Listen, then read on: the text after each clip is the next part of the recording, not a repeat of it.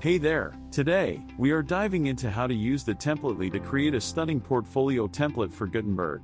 Excited? Let us get started. Now, head over to the Templetely library and select Gutenberg. Just type in portfolio, and voila! You will see a bunch of ready-made templates. Select any template you prefer. This template comes with dedicated pages that you can explore individually. Or, if you want the full experience, click on Live Demo to see how stunning your portfolio will look from top to bottom.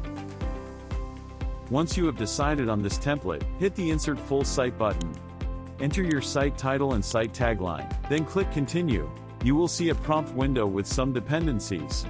Just click Install and proceed. Wait for a while until your website gets ready. You will know it is done when you see the message. Congratulations! Click on Visit Your website. It should look just like the live demo. If you want further customization, then click on Edit Page. Whether it's the main heading or subheadings, all the tweaks are right at your fingertips.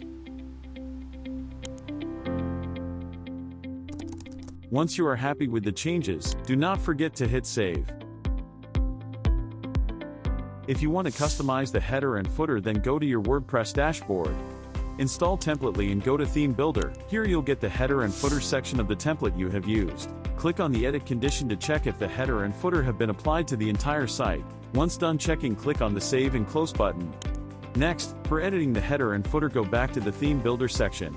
Click on the Edit option. Now you'll be unable to edit the header section as well as the footer section, following the same process. Then, check out your live site to see all the updates in action. Cheers to your new portfolio. Make sure to like and subscribe to our channel for the latest updates and awesome tutorials. Catch you in the next video.